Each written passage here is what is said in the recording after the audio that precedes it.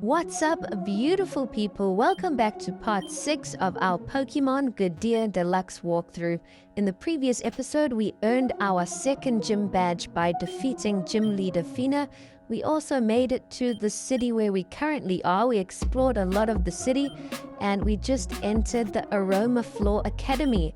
In today's episode, we're going to explore the campus and see what's happening in this building. Hopefully there are some interesting trainers for us to take on. And we're going to try and explore the rest of the city and then make our way to Wingull Island. The third gym leader is supposed to be on Wingull Island, so hopefully we can arrive there in today's episode. It will be really fun if we can actually take on the gym leader soon. But it looks like we have caught up with Roud, this very rude character that I highly dislike, and we might actually get to battle him. So I can't wait. Hopefully we do battle him. I want to teach him a thing or two because he really treats Pokemon poorly. I'm not a fan of Roud. And yes, we're going to dive right into it. Let's see what Roud's got. Let's see if he can back up all of his talking that he does. And Roud's got 3 Pokemon. The first Pokemon he sends out is a Wattrel, and our Geodude just one-shots it, so that's a good start. But now the second Pokemon he has sent out is a really strong Quaxwell, which is at level 16, and it's also just done the Bond boost, so it is really strong. This is definitely going to be the toughest Pokemon to defeat in his team. And half of our team have already been knocked out. We've only got 3 Pokemon left. So I'm hoping we can get this Quaxwell out the way. We've only got 2 Pokemon left, but we've kept our strongest for last. Dwebble has finally knocked out Quaxwell, so that was super close.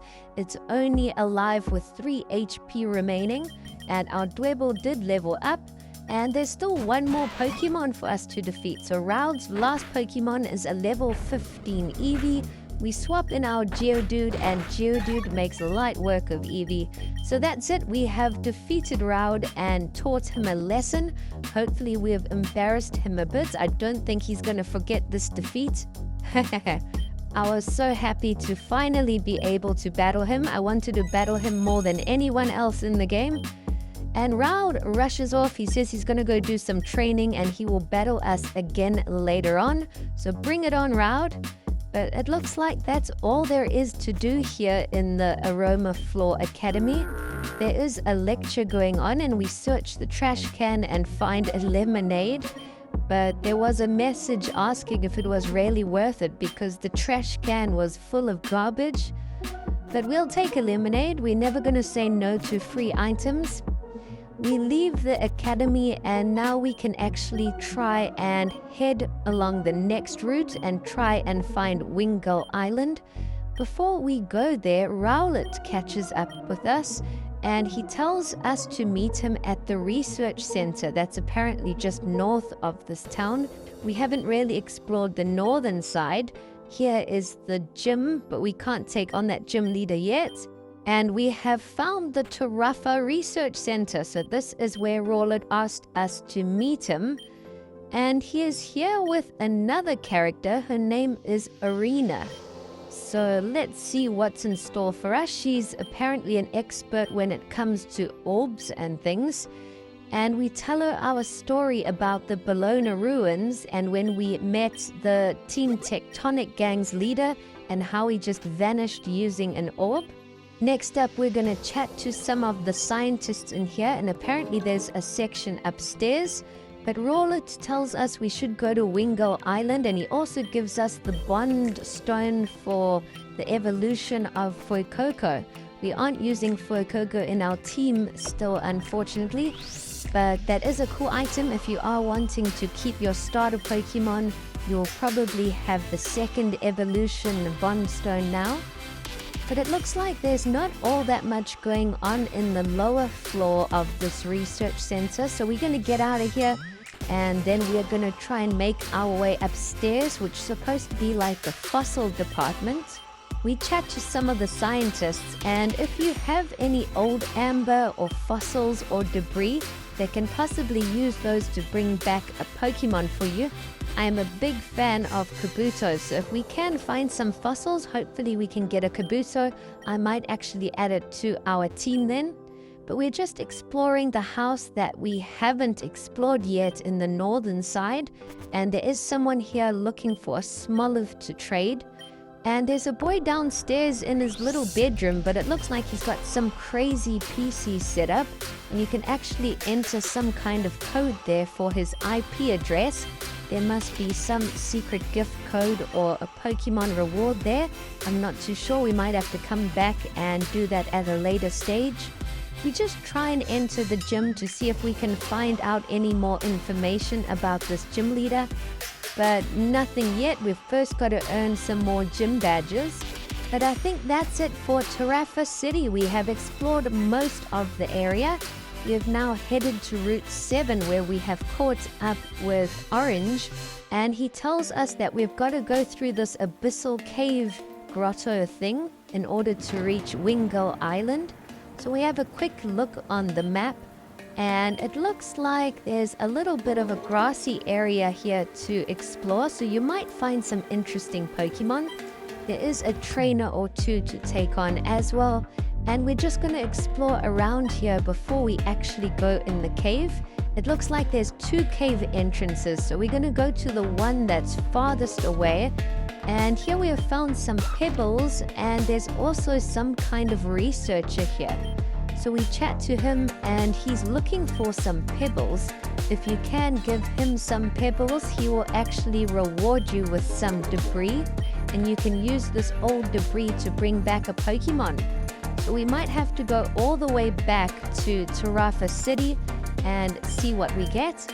I have just cut the scene here back to the research fossil lab so we don't waste your time. I didn't want to waste recording all the way there and all the way back. But as you can see, we have traded our debris for a skull fossil. You have a few options, and then once you've got your fossil, you can bring it to the second scientist and he will revive it for you. So we have just been rewarded a Grottos, which is a pretty cool Pokemon. We're going to add it to our team and see how it does. If Grottos performs well, we'll keep it in the team. Otherwise, we'll swap it out. I'm also a bit worried that we might have a few too many ground-type Pokemon.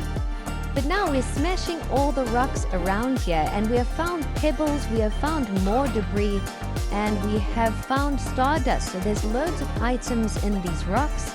If you do want to go get another fossil, you can now, because you would have just picked up another old debris. But now we have entered ABYSSAL Grotto, and we've activated the one radar here. So there are some interesting Pokemon that you can find in here for sure.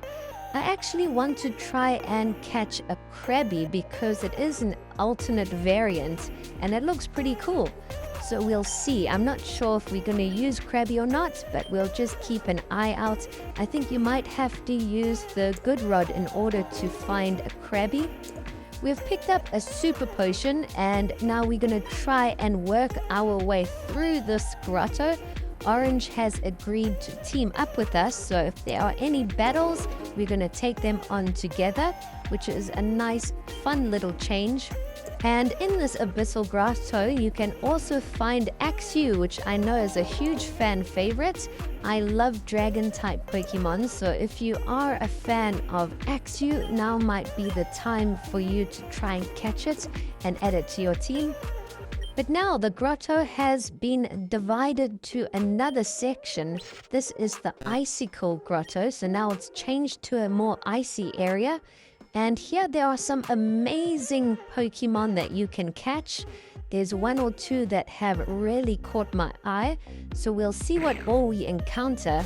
The first two Pokemon we have encountered in the wild is a Binacle and a Bergmite. I wouldn't mind trying to catch Bergmite, but I don't think we'll use it. But there were some interesting ice types there that I would definitely add to our team. We just caught Bergmite, so we've got our first ice-type Pokemon from this cave. And we're going to explore the rest of the area here. It looks like we have just picked up an icy rock, but it doesn't look like this area is all that big. we take on a couple more trainers and get some valuable experience training in. We just picked up another TR, so that could be useful. And we also find a revive. We also find a signboard here that tells us how to catch certain Pokemon in this cave. So apparently Krabby can only be caught using a good rod. And the other Pokemon that I'm actually interested in, which is Cetoadle and Frigibax, you can only find those Pokemon if you smash some ice crystals. So we can't do that just yet. We'll have to try and figure out how we can start smashing some ice crystals, because I do want to add a Frigibax to our team. We have just caught a Petilil, but it's an alternate variant. It's an ice type, so we might test that out and see how strong it is. But now that we have reached the end of the little Icicle grotto, Orange has said he's going to rush off ahead. So he's already making it to the next city. He's going to go and explore Wingull Island ahead of us. And we make it to the last little area where there's a little ice puzzle. It's not difficult at all, but we pick up a TM and then we're going to make our way out and into Wingull Island. So the island looks absolutely epic. It's all covered in snow. I love the different change in scenery, from all grassy and sunny to now snowy. Wingull Island looks like it's a decent size, so we're first going to just explore the shoreline and see what's all around the edges of the island. It looks like there is some kind of cave there. I'm not sure if it leads anywhere. And we have to try and find where the gym is. Hopefully the gym leader is there and we can just battle them. We enter this lower cave and there's a man here with some kind of crystal, but there's nothing that we can actually do with it just yet. So I'm guessing we might have to come back a bit later when we can start smashing crystals or something. But let's explore some of the island and see what's in some of these houses. As we enter the first house, we find a scientist that's wanting to see the ice-type variant of Petilil. Luckily, we had just caught it and added it to our team. And as a reward, he gives us a Never Melt Ice item. So I'm not sure if we're going to keep Petilil in our team. We'll test it out. I do want a Frigibax, so we'll see if we can get a Frigibax. We'll definitely swap Petilil out. But let's go and see what else is happening here. We find an ice heel in one of the trash cans. And I think that's pretty much it. The island isn't massive, but there are a few houses. We head up a staircase and we've actually found the gym, Wingull Gym. But I don't think the gym leader is currently there. So we're going to head north of the island. We pick up a super potion and there's another staircase to the right. So we'll go up there and chat to this worker. We catch up with Orange and it looks like that might be the gym leader. They are meditating there and Orange just threw a rock and it hit the gym leader in the head. Luckily he's not angry with us, but we did get his attention. And then he just jumped into the icy water. He must have swam back to the gym. So in the next episode, we'll definitely try and take on the gym leader and earn the next gym badge. But we're going to end off the video here and continue in the next one. Thanks for watching.